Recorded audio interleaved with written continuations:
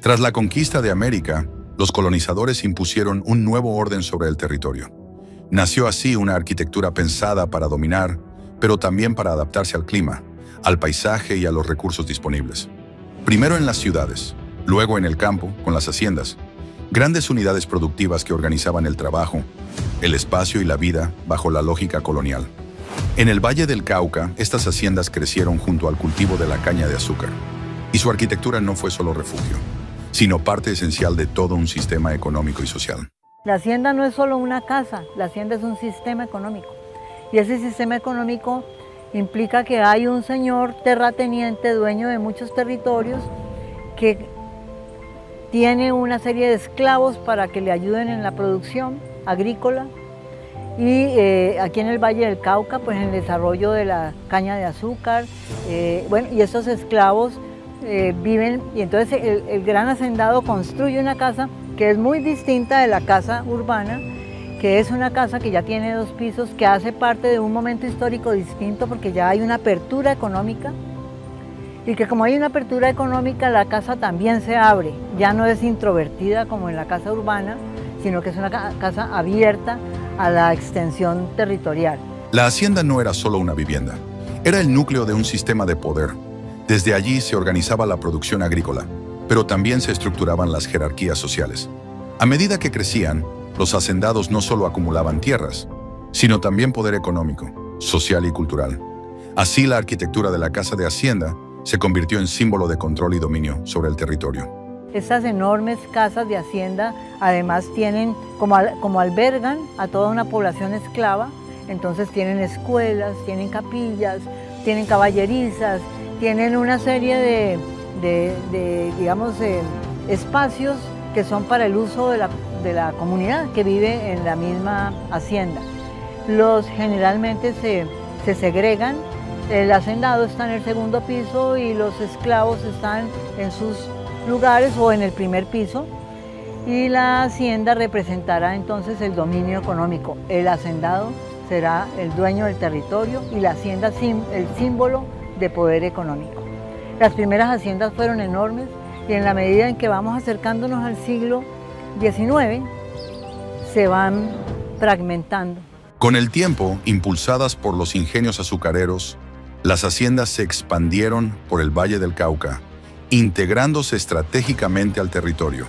Este crecimiento respondió tanto a las necesidades productivas como a un modelo económico que reorganizó el espacio. Los ingenios azucareros se convirtieron en el centro de un sistema productivo donde las haciendas jugaban un papel crucial. A lo largo del siglo XIX, algunas haciendas aumentaron en tamaño y complejidad, mientras que otras comenzaron a fragmentarse, reflejando cambios en la estructura económica y social. Aunque muchas se dispersaron, algunas, como Cañas Gordas, Pie de Chinche y El Paraíso, lograron perdurar conservando su carácter original. Pero las haciendas coloniales no solo fueron grandes unidades productivas, sino que también estuvieron marcadas por una tipología arquitectónica particular que reflejaba las necesidades sociales, económicas y ambientales de la época. Este tipo de arquitectura, con su disposición espacial y sus características constructivas, ha sido clave para entender el legado de las haciendas en el Valle del Cauca. Me parece muy interesante el aspecto tipológico inicialmente. El aspecto tipológico porque empieza a entender la casa en un territorio, en el contexto donde se inserta, en este caso normalmente compenetradas de manera muy interesante con el paisaje circundante y el contexto. Entonces, aunque no creamos, ese aspecto de la tipología interpreta también unas necesidades con ese contexto inmediato o con ese territorio que se ocupa. En su relación con el territorio, las casas de hacienda del Valle del Cauca desarrollaron disposiciones tipológicas adaptadas al clima, la producción agrícola y las jerarquías sociales de la época. Pie de Chinche, con forma en I, prioriza la ventilación cruzada y el control visual del entorno productivo. El Paraíso, en forma de L, establece una relación más íntima con el jardín y el paisaje inmediato. Estas variantes tipológicas no solo responden a necesidades técnicas, sino también a distintas formas de concebir el hábitat rural durante la colonia. En este caso estamos en la hacienda Cañas Gordas y esta tipología muy alargada, que describe prácticamente como una L, describe dos patios, un patio en esta parte frontal y un patio en la parte posterior. Entonces la L, la inflexión de esa L, crea el patio posterior de la casa y en este caso al frente mío está dispuesta otra vivienda que tiene que ver con unos servicios y el trapiche de la casa, y esta connotación de esa otra casa hace que con la tipología larga arme esta plaza de llegada o esta patio de llegada sobre este otro contexto, y me parece muy interesante cómo entonces la parte tipológica y algunos elementos adicionales que, digamos, complementan esas tipologías generan unos subespacios que son patios de llegada y patios de transición. De manera muy interesante, las casas de hacienda tienen unos límites en muros de piedra llamados vallados, y esos límites crean además esos patios de los que acabo de hablar, pero crean un segundo límite a partir de la casa. Esos vallados no eran sino que la contención para el ganado y la contención para los animales de corral, y entonces generaban esos subespacios que a mí me parecen uno de los aportes más interesantes de las casas de hacienda. Y es a partir de estos vallados que logra conformarse el patio como núcleo articulador de la vida en la hacienda. En Cañas Gordas, El Paraíso y Piedechinche, su presencia no solo organiza el espacio arquitectónico, sino que regula la ventilación, la iluminación y el tránsito entre zonas privadas, sociales y de trabajo. Más que un vacío central, el patio establece una relación directa entre la casa y el paisaje, integrando visual y funcionalmente las labores productivas con la vida doméstica. Realmente el zaguán o los espacios que anteceden al acceso y el patio central o la connotación del patio eran esa necesidad de ir controlando un espacio interno mucho más privado, mucho más del interior de la casa. Normalmente allí estaba vinculado con la cocina, con el comedor, con esa necesidad de tener una vegetación y unos manejos del agua al interior de la vivienda. A mí me parece que el espacio interior o el patio interior también era esa necesidad de ir controlando un aspecto de seguridad y de esa vida interna al recorrer los espacios, ya no por fuera de la casa, sino en la parte interna, y eso también pues implica una evolución del funcionamiento de las casas en el tiempo. Al principio seguramente eran haciendas como esta hacienda Cañas Gordas o como la de Piedechinche, donde incluso hay volúmenes donde se alojaban los esclavos. Entonces, claro, esas eran haciendas omnipresentes, eran las dueñas de todo el territorio. Pero cuando las casas se van volviendo en territorios más controlados, la necesidad de cerrarse hacia el interior empieza a hacer que el esquema en L o en patio o en línea se vaya volviendo un esquema en O y que cierra y delimita el patio interior. Normalmente las casas son muy bien insertadas y bien colocadas en el aspecto de la orientación, y de allí que la techumbre y el alero sobre la base muy sólida de los muros en tierra pues da la connotación principal de las casas de hacienda. Normalmente una connotación horizontal y una techumbre fuerte que generaba un alero de protección. El alero de protección tiene que ser claro que tiene dos funciones. Primero, el sombreado fuerte de la fachada y de los pasillos, los corredores, pero la protección del muro en tierra. La debilidad más fuerte de un muro de tierra es la humedad.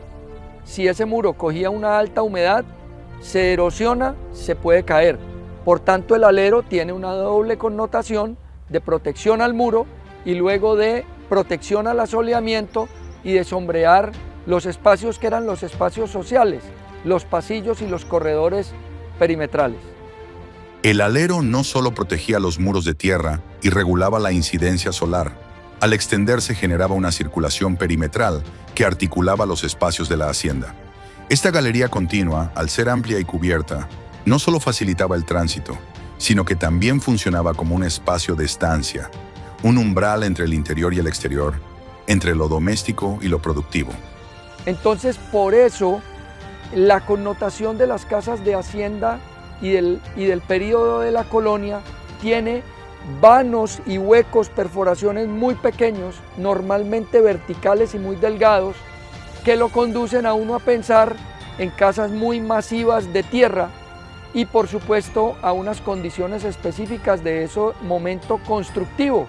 Entonces al principio se trabaja con materiales locales y esos materiales pues eran 4: la tierra, el bareque, la teja de barro y la piedra. La piedra normalmente era la base, la que suspendía la casa, como en este caso en un pedestal un poco más alto. Luego venían los muros de tierra pisada tratando de separarlos de la humedad. Por eso se conducía el agua normalmente en el perímetro, que además recibía el agua de los aleros.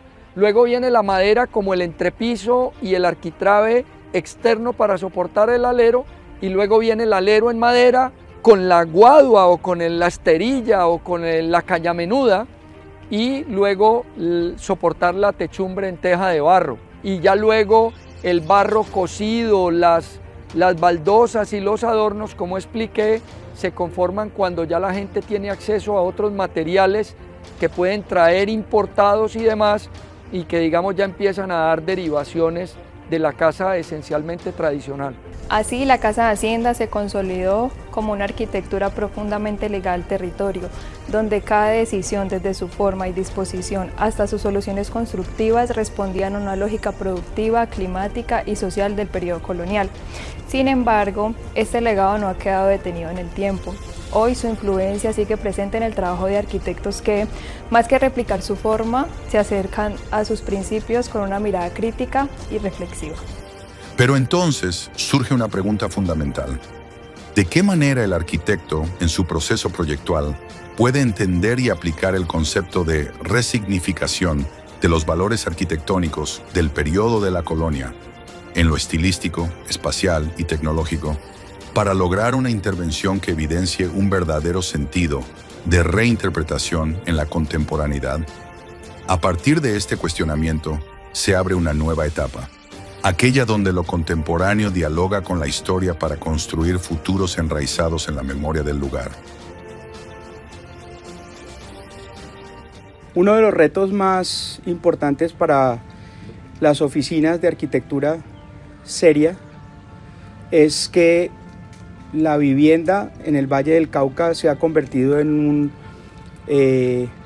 objeto de investigación, y por supuesto que esta casa, la Casa Franco, es un excelente ejemplo de cómo poder valorar los elementos no solamente técnicos, espaciales, contextuales, ambientales, sino también arquitectónicos de una arquitectura del pasado, una arquitectura de la Casa de Hacienda que tiene unos valores infinitos, y cómo a partir de esa revaloración de esos elementos con un lenguaje contemporáneo se puede lograr un espíritu, que es lo que la buena arquitectura debe tener.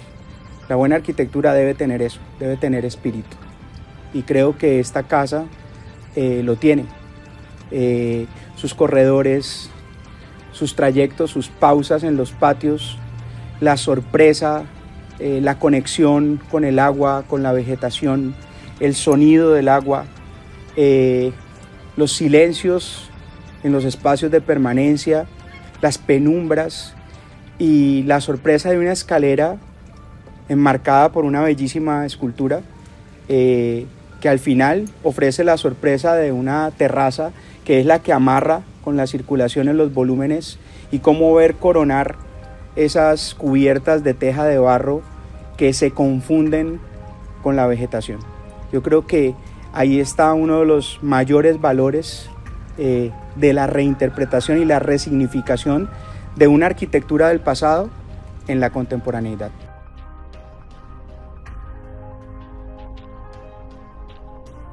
Bueno, la idea inicial del proyecto, obviamente había como una carga conceptual que nosotros siempre hemos contado un poco esto, que viene como de lograr entender la tradición, y siempre vino como en esas conversaciones que ya hemos tenido antes de hacer el proyecto. Entonces, había una claridad sobre la tradición, ese tipo de viviendas en el Valle del Cauca, y ya con el tema específico de la casa, siempre hubo una búsqueda inicial de que al recorrer la casa pudiéramos fragmentar el paisaje. También importante entender que pues estábamos haciendo una casa que es un refugio personal, es un lugar singular por naturaleza, pues la casa propia. Y efectivamente así nos hayamos apoyado en arquitecturas precedentes para entender la relación con el lugar, pues también teníamos la necesidad de proponer un proyecto específico, y era intencionar un recorrido entre recintos que pudieran otorgar una sensación creativa, emotiva muy alta, o sea, generar asombro, generar confort, entender el valor que tiene el silencio en una casa hoy en día. Todos estos atributos que hacen que la arquitectura trascienda, ¿no? El reto mayor era trabajar con un material, con un sistema constructivo que no conocíamos, que nos tocó aprender en el proceso de los asesores con los que contratamos para hacerlo. Entonces fue lograr entenderla y acabada la obra, lograr seguir preparándonos, porque luego hice cursos y empezamos a investigar sobre el proceso. O sea, eso no acabó con la casa, esa curiosidad de cómo los procesos que hicimos de pronto no fueron los mejores, cómo podíamos mejorarlos, dónde tuvimos los errores. Fue un tema como que fue como constante en ese proceso. Entonces digamos que el reto obviamente enfrentarse a un material, una búsqueda de un trabajo específico con el trabajo de material, creo que es uno de los retos que siempre buscamos ponernos en los proyectos. Siempre hay un reto en que estamos explorando algo, un sistema constructivo, una forma de relacionar algún material, una forma de hacer a veces un prefabricado. O sea, siempre hay como una búsqueda. En este caso, el tema del trabajo en la tierra fue obviamente el reto más fuerte, y ya en el ejercicio como tal había un reto importante, era cómo íbamos a trabajar y a fundir unas losas en concreto sobre unos muros que ya estaban acabados, ¿sí? Porque la tapia pisada al final está acabada después de que la pisas. Tú la pisas, la desencofras y ya está acabada, pero cómo posteriormente te toca seguir con una obra negra que tiene fundiciones, formaletas. Entonces ahí hay un tema como complejo en ese proceso. Irse con la Casa Franco a entender la singularidad de los detalles que son únicos para la casa. Sí, las formaletas son únicas porque tocaba hacer dinteles sobre losas de 90 centímetros, de 30, habría que hacer antepechos. Todos tenían un rigor en la constructivo que hacía que hubiera mucha singularidad en el proceso, lo cual nos hubiéramos evitado si hubiéramos construido la casa como en un principio pensábamos que íbamos a hacerla con ladrillo de chocolate, ¿sí? Que menos mal, digamos que en estas conversaciones fuimos llevándola hacia este lugar, porque el ejemplo que deja la casa es que la técnica y la constructividad puede trascenderlo todo. O sea, la magia de la casa tal vez es una muy buena casa espacialmente, es una muy buena casa como conceptualmente, pero la magia de la casa es el trabajo, la energía que se utiliza en esa casa es mano de obra humana. Sí, digamos que está contenida en la casa la mano de obra de 60 obreros que aprendieron y que saben en este momento la técnica y que la están ejerciendo seguramente. Entonces, como un proyecto que estaba hecho para resolver un encargo privado es capaz de trascenderlo y capacitar y volver a traer este sistema constructivo como un ejemplo de sostenibilidad a la región. Casa Franco no solo fue una oportunidad para reinterpretar la tradición constructiva del Valle del Cauca, sino también un campo fértil para el aprendizaje. La experiencia adquirida, los errores asumidos y las soluciones encontradas se transformaron en herramientas para seguir explorando la técnica y el oficio de construir con tierra.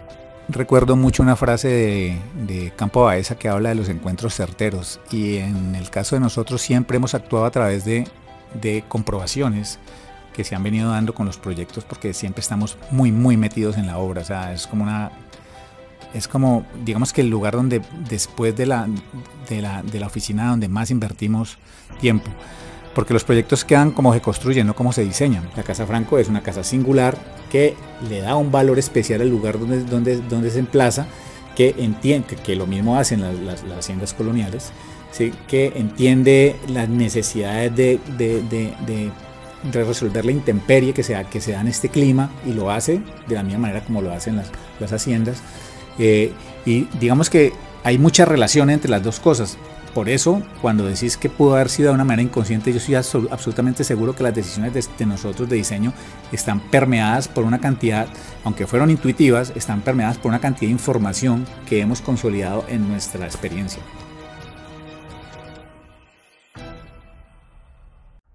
A lo largo de este recorrido, hemos visto cómo las casas de hacienda del Valle del Cauca no son solo vestigios del pasado, sino estructuras vivas de memoria, técnica y paisaje.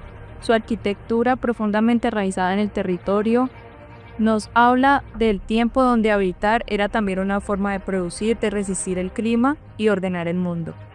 Hoy, cuando la arquitectura enfrenta nuevos desafíos ambientales, sociales y culturales, estas casas nos ofrecen claves valiosas: el uso consciente de los materiales, la integración con el entorno, la gestión del clima desde lo constructivo y, sobre todo, una forma de habitar que reconoce la relación entre espacio, comunidad y paisaje. Obras contemporáneas, como la Casa Franco, demuestran que no se trata de replicar formas del pasado, sino de dialogar con sus principios. La resignificación no es nostalgia, es una búsqueda crítica que transforma la herencia en herramienta y la historia en posibilidad. Tal vez en una capacidad de mirar atrás con inteligencia y sensibilidad, recibe una de las mayores enseñanzas de nuestra arquitectura ancestral. Del futuro también se construye desde la memoria.